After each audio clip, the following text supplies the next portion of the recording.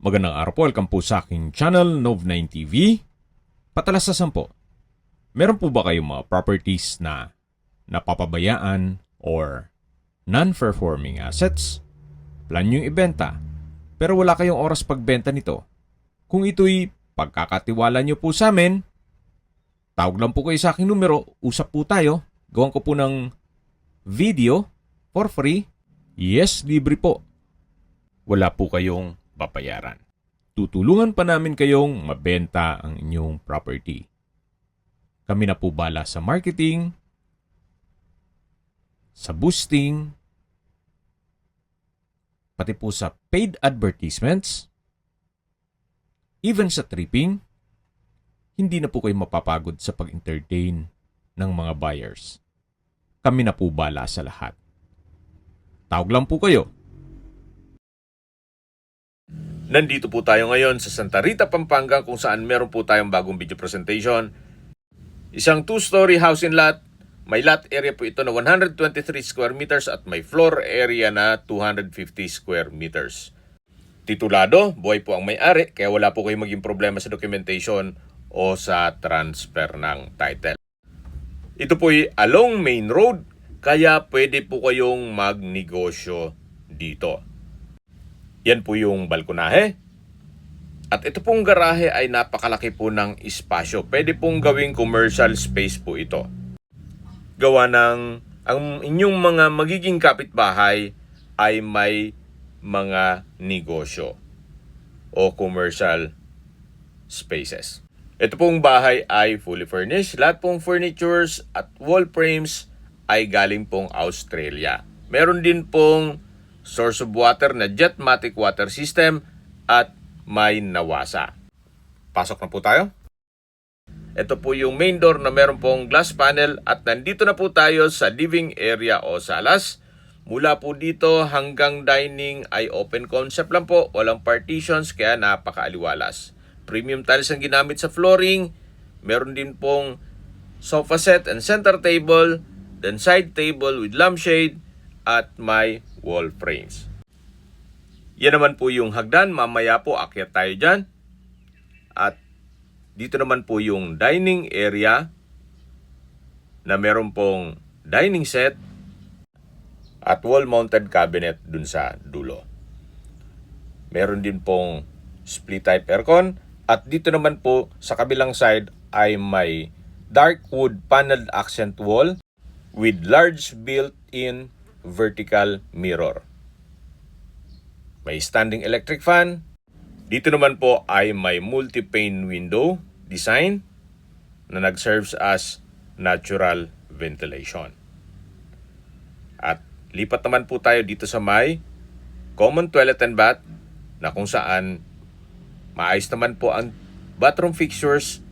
May hand wash basin, water closet with bidet, shower curtain at may shower. Ito po yung naka-tiled bathroom wall. Then meron din pong wall-mounted na towel rack o bathroom organizer.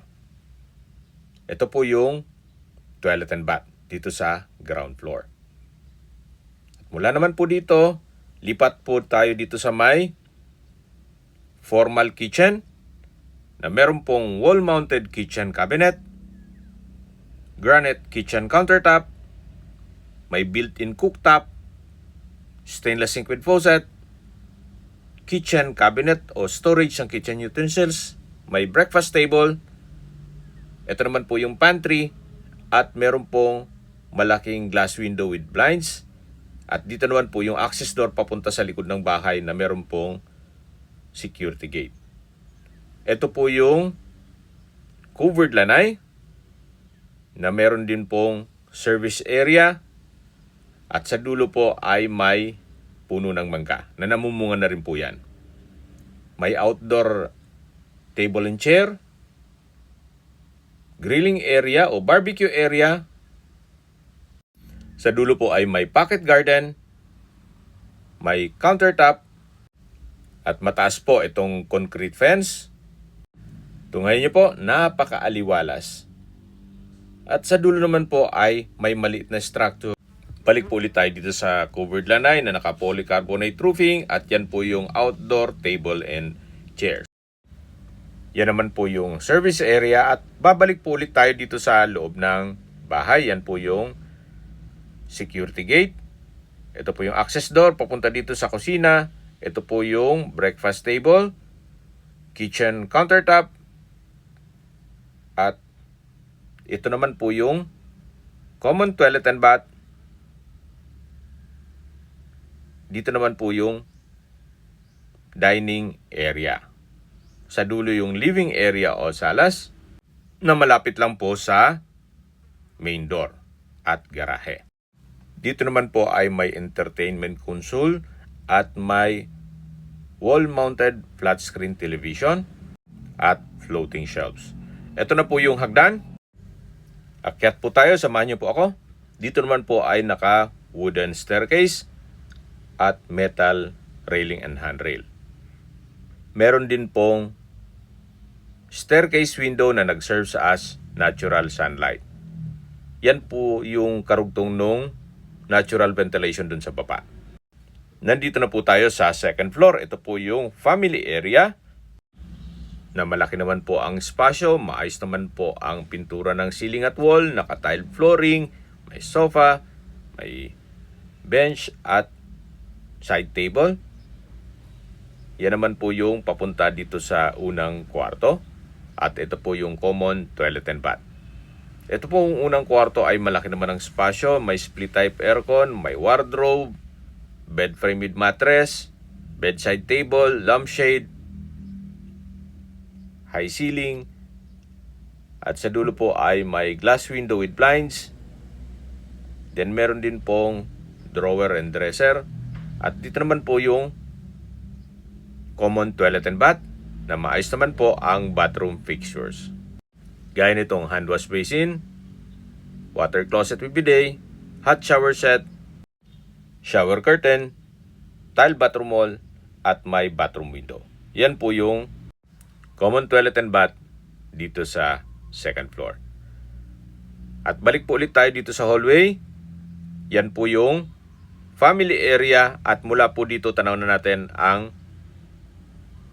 second bedroom. Yan po yung hagdan at dito naman po yung pintuan ng second bedroom. Meron po itong sitting room o sitting area. May wardrobe. From floor to ceiling po yan. At yung nakikita nyong spiral stairs ay papunta naman sa loft area. Sa dulo po yung main room at meron din pong access sa balkonahe. Dito naman po ay may drawer, dresser at meron din pong vanity mirror. Ito po yung treadmill, kasama po yan at nandito na po tayo sa spiral stairs. Samahan niyo po ako, akyat po tayo. Dito naman po ay pwede pong gawing another bedroom o magiging guest room. Sa ngayon, ginawa nilang stock room. Malaki naman po ang espasyo nito. Kaya possible pong another bedroom po ito.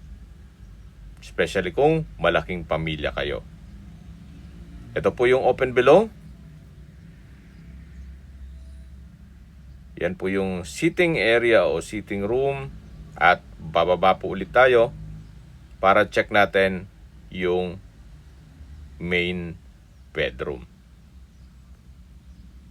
Maayos po ang pagkakonstruct nito. Ito po ay owner's built kaya hindi po tinipid. Quality po lahat ng materyales. Check na po natin ang main room. Meron pong sliding door. At nandito po tayo sa mismong kwarto. May bed frame with mattress, split type aircon, from floor to ceiling po ang wardrobe. At sa dulo po ay may access papunta sa balkonahe. Malaki naman po ang espasyo nito. Maayos din po ang pintura ng ceiling at wall. Ito po yung tinutukoy ko na access door na papunta naman sa balkonahe na kung saan meron pong blinds. Check po natin.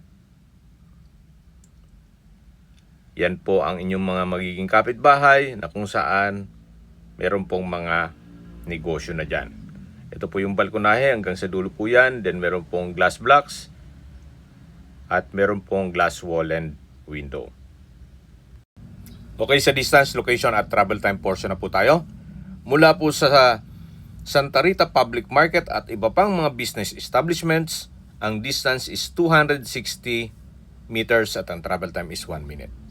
Mula naman po sa Santa Rita College, ang distance is 180 meters at ang travel time is 1 minute. At mula naman po sa Pampanga Medical Hospital, ang distance is 4.2 kilometers at ang travel time is 9 minutes. At meron pa pong isang hospital na Diosdado Macapagal Hospital, ang distance is 1.8 kilometers at ang travel time is 4 minutes. Yan po yung lagi kong binabagit sa aking video na dapat nyo i-consider sa paghanap ng property ay yung meron pong malapit na hospital. Hindi ko naman po sinasabing sakitin kayo, yan man po for emergency purpose lang naman. At kung manggagaling naman po sa SM Pampanga o San Fernando Exit North Luzon Expressway, ang distance is 15.1 kilometers at ang travel time is 28 minutes. Mula naman po sa Clark International Airport, ang distance is 42.5 kilometers at ang travel time is 51 minutes. Kung manggagaling naman po sa Manila, ang distance is 68.1 kilometers at ang travel time is 1 hour and 19 minutes. Okay, sa presyo na po tayo. Binebenta po ito ni owner sa halagang 11.8 million pesos. Net, ibig pong sabihin, si buyer na po ang sasagot sa lahat ng taxes at expenses with regard to documentation. Fair deal na rin po, gawa ng ito'y modernized interior, fully furnished at quality po ang pagkagawa ng bahay. Malapit din po sa mga business establishments at yung garahe ay pwede nyo pang gawing commercial space para maging income generating. Kung may mga katanungan po kayo o gusto magpaset ng tripping dito sa property na to, tawag lang po kayo sa aking numero. At sa mga kababayan naman natin na sa ibang bansa, meron po akong WhatsApp, Viber, Telegram, Signal. Same number lang po, 0917-316-3399. Sa mga nagtatanong naman po ng aming Facebook, meron po aming Facebook page na Nov9TV at Facebook Real Video. Meron din pong TikTok at Instagram. May ibang YouTube channel po kami, the Nov9TV channel, Nov9TV Listings, Nov9TV On The Spot, Nov9TV Updates, at Nov9TV House Rental. Sana po naibigyan nyo ang video presentation. Paki-like and subscribe na lang po sa aking channel para ma-update din po kayo sa aking future listings. Kung sakali po hanap nyo yung mas malaking sukat ng lupa, meron din po kami ibang listings na pwede nyong pagpilian. Huwag po kayong mag-atubiling tumawag sa amin. Then, let us know your budget para malaman namin kung anong property pwede naming ilog sa inyo. Sa lahat pong viewers, subscriber at nagtiwala po sa amin, salamat po sa suporta. Ingat po kayo lagi at yung pamilya. Maraming salamat po.